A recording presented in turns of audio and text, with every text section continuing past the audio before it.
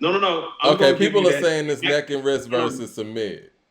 They will. Yeah, I forgot about that. Oh, yeah, Yeah, let's get people into are that. saying this neck. That's what they're saying in the chat. They're saying neck and wrist is submit. I Hey, don't think I got the a bone verse to is pick with submit. Mike D off the rip for this. Go ahead. Go Mike D ahead. came on here last week on this wonderful platform and said that the Rap Roundtable said that Jay-Z had the best verse of the year thus far. Say that. Nobody on the Rap Roundtable said that. Oh, Okay. Sincere said, and Bagger, I'm talking to you because you was dragging the comments, telling on us the other day. Sincere said it's one of the best verses so far this year. Okay. Right?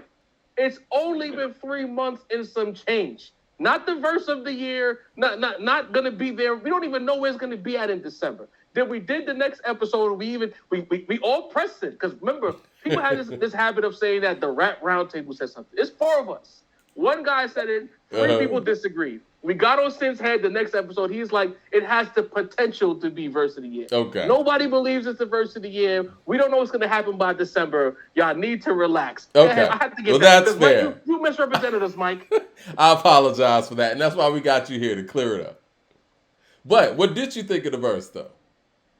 Um, It's not submit, though. no, it's not. Not me. Here's the thing. Like, I try to be as understanding as possible. When you first hear that song, you get all the hype. Pusha T been tweeting about it and doing the interviews. I got a song, I got a Jigga feature. Bet. You put the song on, literally not what you expected. I didn't expect anything that sounded like that. Mm-hmm. But if we just to play, I'm gonna pull a coup here. If we talking about the words, the bars, what was said by each artist on the feature, top quality bars. Yes. Yeah. Yes. Pusha outperformed Jay on that. Yes. Yeah. Here, you listening, guys? Jarv You said, think so? comma, Pusha outperformed Jay-Z on Neck and Wrist. He It's sounded not more close. comfortable on it. Yeah. But the words, Yeah. I'm going to give that to Jay. Well, he's more. You think so? He's more I think comfortable. what Jay-Z said is more monumental Yeah. for the people who have issue with him as an artist. And to say that he'd still be big, he'd still be Hove if Big was still here, that's loud. That's going to make people uncomfortable. And I think that's where a lot of the reaction came from. Because anytime Jay says anything that involves Big, if I ain't better than Big, I'm the closest one, Yeah. I'd still be Jay if Big was alive. That upsets a lot of people. It upsets the Miss Mo's of the world, the Mike 100s of the world, the Love Me Meticulouses of the world. Yeah, I'm naming all of y'all in the chat. I have a problem. He knows with you that. guys. I know No. who you are. Oh, You how know do what you I'm feel saying? about that notion, though? I mean, being from Brooklyn, do you buy into that whole thing that if Big was here, Jay's career would be different in that facet? That's what I want to ask Jarv. That's what I want to know, Jarv. How would hold on? I want to know, what do you think Jay's career truly is if Big is here? Because I made a comment. It's like, well, if Big is here and they're in the commission, then he's Siegel. Oh, that was And I'm nice. not saying that in a shady way. I'm saying that in an honest way. You know what? I don't believe he beat Beanie Siegel. I also believe that if Big was still here, we said it on the Rap Roundtable. For those who listen, they could support it. He would Go not subscribe. be king of New York. He would not be king of New York. It's not Ooh. close. He won't be. Hold on, All right? hold on. Okay. No.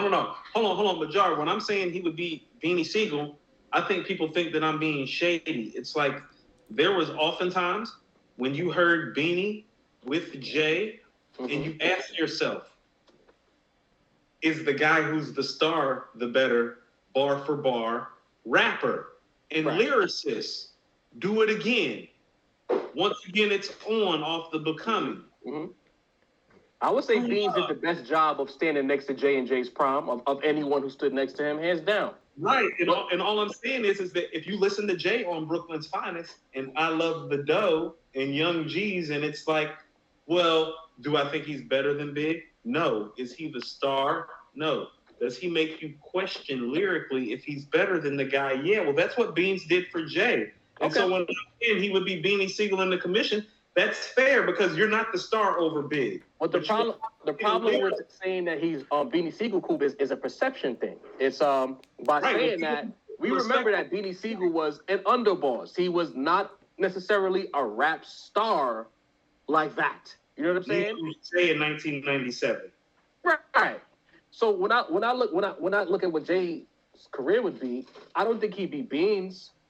And I also look at it as what New York rap was in the late 90s. There was a lot of room for a lot of people to sell records. Sincere said he would be Big Boy to Biggie's Andre. I'm about to say, let me say it on some other way. Like, I'm saying that on some rap shit, not saying star type shit. Well, Sincere said that he would be more like Big Boy is to Andre. No, I mean, he'd be AZ in the front. He'd be Beanie Siegel and Rockefeller. Like, there's not necessarily anything wrong here's with the thing. that. Like, you got to remember, I think, Ghost and Ray Sincere said as well, I think that what Jay always had an affinity for, even when Big was still here, was he knew how to get on the radio. He knew how to get in the clubs. There was always songs that they were getting rotation. I think Big would have been number one, but I think Jay would have been somewhere. You see how New York City was still big enough to have a Jay-Z and a DMX and a Nori and even LL moving units on the side. So there were guys who were moving units, very popular. Nas, even if you don't like those Nas albums in the late 90s, Nas was a megastar. And we had Barry the movie. There was a lot of space for these guys. This is my only thing. I was just going to say real quick. This is my only thing. I think that Jay took up the lane that Big already had sold up. I disagree with that. You disagree with that? Because some of the other people you name already had their lane. This is where let me say this. Go ahead. It ain't like Biggie passed away and then Volume 2 dropped right after that.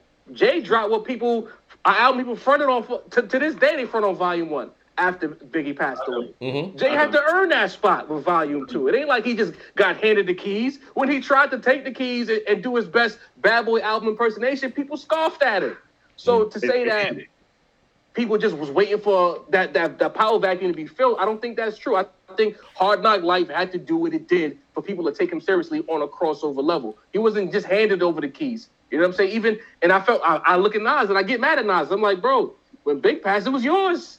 Because again, late 90s Nas, it was written as one of my top 5 favorite albums. I argue with Sincere every day about It Was Written at Illmatic. Me and Denny do this every day. We think It Was Written as the better album. That's just a preference. But Nas should have taken that. He's a better rapper. Why as Nas fans, we don't give Nas more grief for not picking up that baton when Biggie passed? We always look at what Jay-Z shouldn't have done or what he didn't do. Where was Nas with Big Pass? Hold on. A couple things. First of all, Mike is often said that 96 Nas, as in It Was Written Nas, is the best rapper he's ever heard. And so... He might be. Hold on. Jarv, I don't necessarily disagree. It's just the songs aren't as good. If we're talking about MCs, okay. That 96 version of that guy, I'll take him probably over anybody. So I get what Mike always says when he says that. I don't think he wanted it. Like, he's had interviews where he's talked about where Jungle's like, nigga, if you don't take this shit. Okay. But he's had interviews where Jungle has told him, like, nigga, come take this shit. Like, this shit is open right now. And he didn't take it. And so that's a fault of his because you made a Michael Jordan reference earlier. So here's what I'm going to give you. No, I'm not mad because you want to know what? How about this, Jarv? I'll tell you something. Like, in real life, I'm more like Jay than like Nas, especially when it comes competitively. Okay. Like, I'm the type of nigga that walks up to you and lets you know that I want it and I want you and I want you now and, like, fuck all this other shit. And that's how Jay is, and that's why I respect Jay. Jay on his first album wanted Big and Nas on there. Like, just the fact that you felt comfortable sparring with these guys on your first album. No. I fuck with him about that. Me and Mike have been joking about the 75th anniversary moment. Where Jordan gets out and everybody's there, but he sees Magic and he's like, got your shoes? Like, nigga, you want to play some ball? That's Jay. Jay's Mike. Like, Nas is like Magic. That's what I mean. He's subtle because everybody think Magic is nice. And like, no, he just like Mike. He just like, he gonna wait till you get behind the scenes and be like, yeah, nigga, let's ball. Fuck you. Magic ain't gonna do it in front of the camera. Magic gonna smile. Mike gonna be like, nigga, you got your shoes. Let's play some fucking ball. That's Jay. Jay wanted it. Nas didn't want it.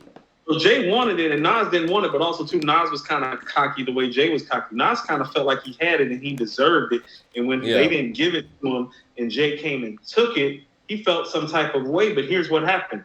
You got bootlegged, and the material wasn't there. Jay made the album, and then Jay got bootlegged. You had an opportunity to make the material again, and you didn't. Well, this is what I talked about earlier with the New York City energy and the ego. A lot of our issue as New Yorkers is ego. We're very loud. Right. And a lot of us don't humble ourselves until we're in our mid-30s. They're not that different. Nas had the ego first. He just played the ego card differently. It's like I've been telling people, it's like, well, if you really want to quote it, Nas been the one taking shots first. He's just real funny about it, like Magic. Nas has always been smoother than Jay in that way. Right. Like, you don't know Magic wants to kill you until it's the fourth quarter and he stops smiling at you and it's like he's like putting an elbow in your chest. And you're like, hold on, that's the nigga that was smiling at me and kissed me on the cheek when the game started. It's like, no, nigga, this is competition. That nigga's trying to murder you. It's like Mike just came out on the court. Like Mike would do that shit like he did to the Hawks where he walked in there. It's like, oh, who guarded me tonight? 60, nigga. That's Jay. And I think Nas never liked that about Jay. Like that look at me. He always looked at Jay as a look at me ass nigga. You know what I'm saying? Right. I don't think he respected that. Like Magic. He's like, oh no. I'm gonna kiss you in front of the camera at half court, come fourth quarter and try to murder you. Jay come out like, you nigga. Sincere says y'all gotta do a Illmatic and It Was Written Part 2 versus It Was Written Part 2. Which brings me to the next point. What's gonna be our next mock versus, man? We got to do another A2HH live versus Rap Roundtable. Last time we did the Nas and Jay versus, it was epic. Everybody had their opinions. What's the next one we should do? I mean, I want to ask the people, like, what are some of you guys' thoughts? Because I know Coop, you had some thoughts on. I don't know. I know some people. Even in the chat, some of the names that I've named, they want Hov Nas Part 2 with music. At the same time, the team that I spoke to, like my guys, we talked about doing the sequel with Nas and Jay. We talked about Pac and Big. But at the same time, I figured we let the people pick and we could figure something out. Yo, that's crazy, Jarv. So we were talking to, and Mike was on the same shit. He was like, well, really, at the end of the day, we're going to let the people pick, Coop. Because I had the idea about doing, like, I feel like Biggie is the greatest feature artist of all time, but I don't feel like he got to put in the work that Jay and Nas did. And so they have the best feature catalogs, too. They don't just have the best rap album catalogs. They're not just the two best rappers of all time. They have the best feature catalogs, too. So one of the things I submitted to Mike was like, well, I think I can beat you with Nas features versus Jay features. That might be something to talk about. Right. I knew you would like that. Nas features versus Jay features. I'm seeing T.I. versus Lil Wayne in here. I'm seeing Cube versus Scarface in here. Big and Pac, obviously, you know. I mean, shit, if we did a Big and Pac, I guess we would have to take Pac, huh? Pac, they up top. They're not taking Pac. Oh, no, because that's another situation where, like, the loud majority is going to go for Pac. Hold on. You're not going, yeah. Do something, Jarv. I got to ask you something. Like, and this is on some personal shit. I know niggas from Brooklyn that refuse to listen to Pac shit. Is it really like that? Like, I used to have that, like that was back in the day, like in the early 2000s when I used to run with Brooklyn Cats. And I used to like talking about All Eyes on Me and Me Against the World. They'd be like, Coop, I ain't heard it. They're like, what you mean you ain't heard it, nigga? It's Pac. They like, yo, we fuck with Big like that, Coop. And be like, like that? I mean, yeah, to a degree, because you got to think about it, how that East Coast or West Coast thing really divided people. It wasn't propaganda. That was real. A lot of people, with the exception of like a couple of people that I knew that I went to school with and a couple of my cousins, most people that I know, even shout out to Mace from the Rap Roundtable, a lot of us, not me, but a lot of us with Pac, we don't get in tune with Pac until we get a little bit older, and then we can go back. Yeah. And we listen. Appreciate it even more.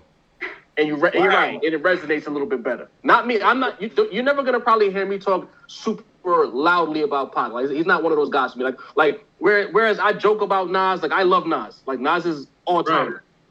I don't have that love for Pac personally. Why? Is it because of the Big thing? I mean, it's cool if it is. I'm gonna not say anything. Okay. I'm gonna leave that one alone. Oh, let me get to the comments real quick, because people are saying Kanye the producer versus Kanye the artist. I'm seeing that. I'm seeing De La versus Tribe Called Quest. I saw another good one. It was Cole versus Kendrick, of course. Yeah.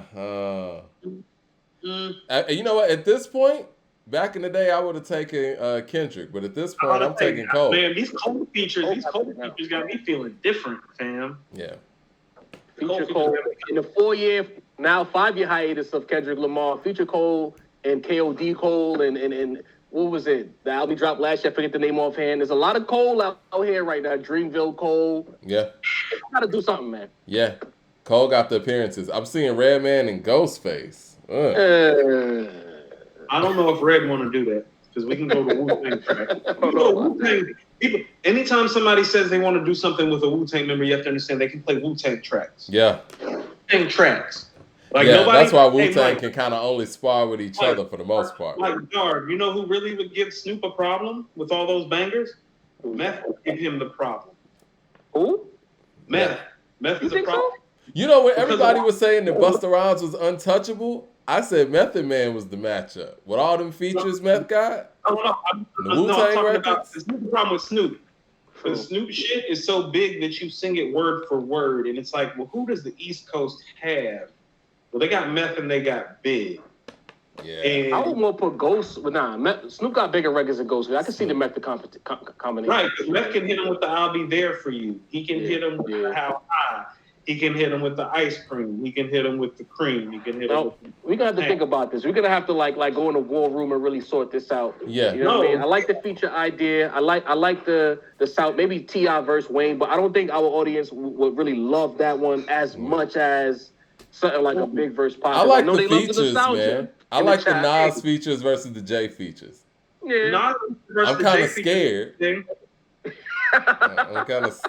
Don't worry, the chat's gonna say you won anyway. It's okay. I mean, hey, you want to know what, man? Like, this is why Wu-Tang is forever. Everybody coast to coast be on some like Wu-Tang shit. It's like that's why I was thinking like about something like maybe involved in like even the Wu.